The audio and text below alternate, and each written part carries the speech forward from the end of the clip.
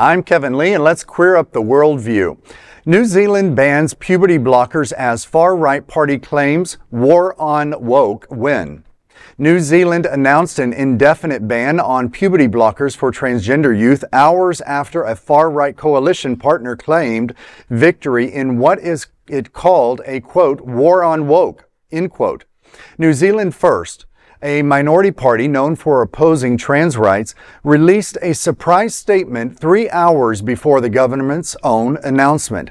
It said, quote, "Today, sanity won another battle in the war on woke. After years of dangerous ideological experimentation pushed by radical activists and rubber-stamped by the weak politicians, the New Zealand government has officially banned puberty blockers for children. This is what happens when you back a party that actually delivers. While other parties can't even define what a woman is, we've stood up for families, for truth, and for children," end quote. The ban places New Zealand alongside a growing list of countries and U.S. states restricting gender-affirming care for youth. Health Minister Simeon Brown called the move, quote, "a precautionary approach," end quote, citing a lack of high-quality evidence on puberty blockers, risks, and benefits. The ban takes effect on December 19th. Well, gender is a spectrum. It's not one or the other, as we know. And from my research, my background as a nurse anesthetist, and I've been in healthcare for 35 years.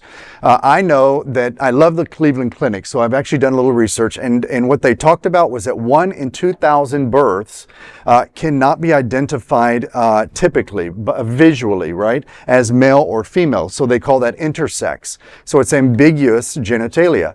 And it's definitely confusing. And there are other studies out there that say that 2 in 100 births, which would be 2%, are also ambiguous. So we have a lot of intersex taking place. There's a spectrum of gender, so we cannot continue to say, it just is ridiculous to me, quite honestly, if people are out there saying that there is one or the other gender when medically there's ambiguity. So it just kind of blows my mind that people can keep saying that. Yeah, this is the thing about the world that I fucking can't stand.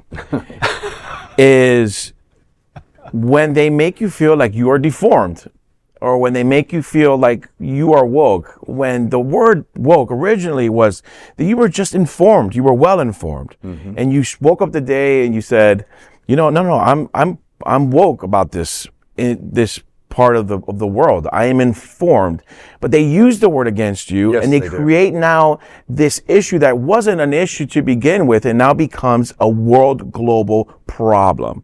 And it really, really pisses me off, because now they did this about gender. It wasn't an issue. It really isn't an issue, but you're making it one. Right. And now I'm the problem? That bothers me about this world. Let me tell you what the problem is. The problem is it is physicians who are making the decision to identify that child at birth, whether they're male or female. And so if it's ambiguous, who are you to decide my gender? Who are you to not put me through the testing to identify my chromosomal representation as biologically? And you know what? If you're going to identify me as male or female, don't you dare come at me later in life if I identify that I need to have gender-affirming care to correct your mistakes. I think that's medical malpractice, quite honestly. I think about, some of the people that I know that have children that, have gone through this type of transition themselves. And, I see them as the most vibrant, healthy children, because they're getting to be who they really were meant to be. Yes. And there's always like a freedom with it.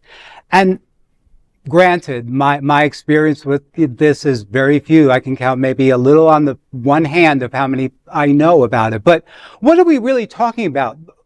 About the whole population. We're talking about a small little group of people. That's my point. That are just wanting to be authentically who they are on the outside. Yeah. And we're making it, like you said, into a big, big problem, because everybody's now going to want to do it. And that's not what it's about. Right. We're not saying that every child wants the desire to do this. It's just, listening to the children when they're smaller and saying, you know what, maybe there's a situation here we need to discuss with proper people that have dealt with this. And that's what it's about.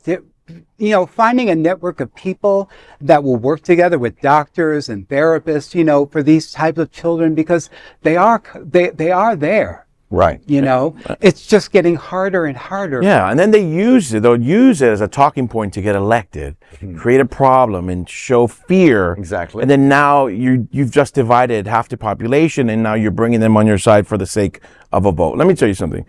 My cousin, Christy Mena, shout out to Christy Mena, she's a licensed therapist. She specializes in trans youth. She tells me the problem is never the child. It is always the parent. When she sits and has a conversation with the child, it's completely normal and of sound mind.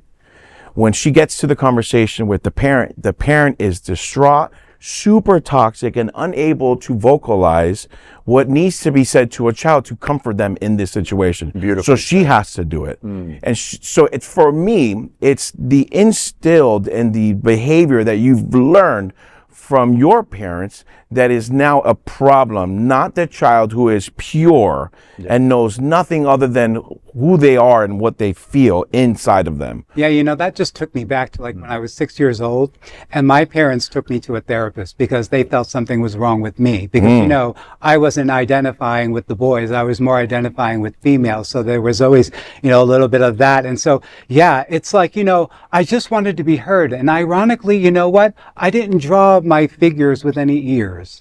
Huh. Interesting. Explains a lot. That explains a whole lot. I love that. That's great. There is no other queer nonprofit media platform like this in the entire world. Support our LGBTQ stories by sharing them and subscribing to Queer News Tonight.